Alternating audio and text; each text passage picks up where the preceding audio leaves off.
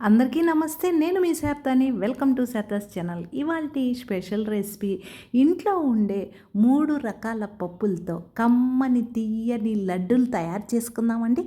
ముందుగా ఒక fry pan తీసుకొని అందులో 1 కప్పు నల్ల నువ్వులు కానీ తెల్ల నువ్వులు కానీ వేసుకోవాలి. నువ్వులు అనేవి మీడియం ఫ్లేమ్లోనే ఇలా కలుపుకుంటూ వేయించుకోవాలి. 6-7 నిమిషాలకు నువ్వులు చిటపటమనే శబ్దం వస్తూ మంచి సువాసన వస్తుందండి.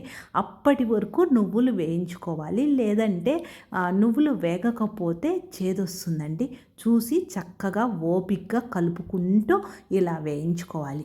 ఇలా నువ్వులు వేగిన తర్వాత వెంటనే ఒక ప్లేట్లోకి తీసుకోవాలి. అలాగనే ఉంచితే పప్పు అనేది మాడిపోతుంది. తరువాత అదే ఫ్రై ప్యాన్ పెట్టి ఏ కప్పుతో అయితే మనము నువ్వులు తీసుకుంటామో అదే కప్పుతో పల్లీలు తీసుకోవాలి. పల్లీలు కూడా మీడియం ఫ్లేమ్లోనే ఇలా కలుపుకుంటూ వేయించుకోవాలి. ఇదంతా కాస్త టైం తీసుకొని చేసుకుంటే మనకి లడ్డు అనేది రుచిగా వస్తుంది. పప్పు అనేది ఇలా కలుపుకుంటూ వేయించుకోవడం వలన లోపల వరకు వేగుతుంది, కమ్మగా ఉంటుంది. హై ఫ్లేమ్ పెడితే పైన పప్పు మాడిపోతుంది, లోపల పచ్చి పచ్చిగా ఉంటుంది. 6-7 నిమిషాలకు పల్లీలు అనేవి చక్కగా వేగినవి చూడండి. ఈ పల్లీలను కూడా వెంటనే ఒక ప్లేట్లోకి తీసేసుకుందాం ఇలా. తరువాత అదే ఫ్రై ప్యాన్ పెట్టి ఏ కప్పుతో అయితే మనము నువ్వులు పల్లీలు తీసుకున్నామో అదే కప్పుతో తినే శనగలు తీసుకొని ఆ ఫ్రై ప్యాన్లో వేసి ఒక్కసారి కలిపి స్టవ్ ఆఫ్ చేస్తే సరిపోతుందండి. ఎక్కువ వేగనవసరం లేదు. పప్పు అనేది వేడైతే సరిపోతుంది. వెంటనే ఒక ప్లేట్లోకి తీసుకుందాం ఇలా. పప్పులన్నీ చక్కగా చల్లారిన తరువాత ఒక తడి లేనటువంటి మిక్సీ జార్ తీసుకొని అందులో 6-7 యాలకులు వేసి మనం ముందు వేయించి పెట్టుకున్నటువంటి పల్లీలు ఉన్నాయి కదండి, అవి మొత్తం వేసేయాలి. పొట్టుతో సహా వేసుకుంటే మంచిది. మీకు ఇష్టం లేకపోతే చక్కగా పొట్టు తీసి వేసుకోవచ్చు.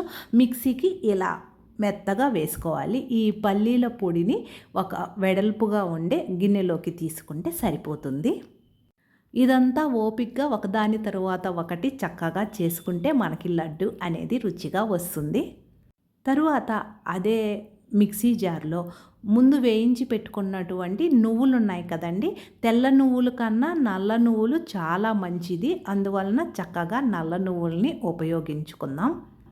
నువ్వులు కూడా మిక్సీకి వేసి మెత్తని పౌడరు ఇందులో వేసుకోవాలి.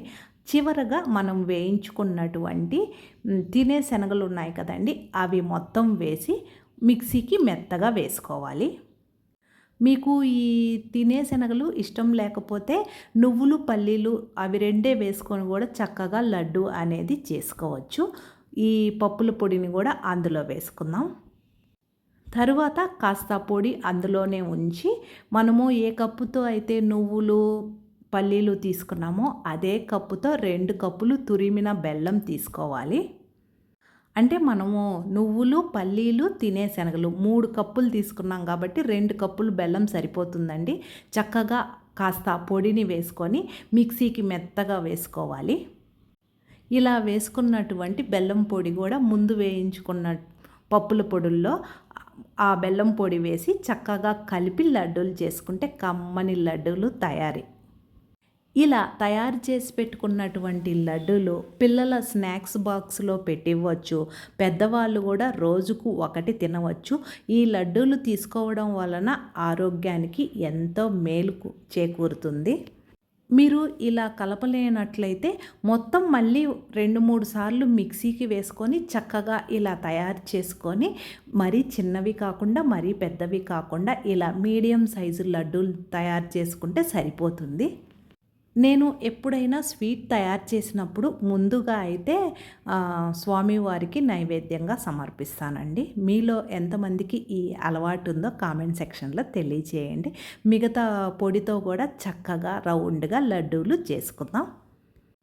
చూశారు కదండి, సింపుల్గా మన ఇంట్లో ఉండే నువ్వులు పల్లీలు తినే శనగలు బెల్లంతో కలిపి తీయని లడ్డూలు తయారీ విధానం మీకు ఉపయోగపడుతుంది అనుకుంటే లైక్ చేసి షేర్ చేయండి. మన శారదాస్ ఛానల్ ఫస్ట్ టైం చూస్తుంటే మర్చిపోకుండా సబ్స్క్రైబ్ చేసుకోండి. లడ్డూలు చుట్టేటప్పుడు నెయ్యి కూడా ఉపయోగించుకోవచ్చండి. అంతేనండి ఈ వీడియో. కొంతమందికైనా ఉపయోగపడుతుంది అని మా పిల్లలకి స్నాక్స్ తయారు చేసేటప్పుడు వీడియో తీసి ఇలా అప్లోడ్ చేస్తున్నాను.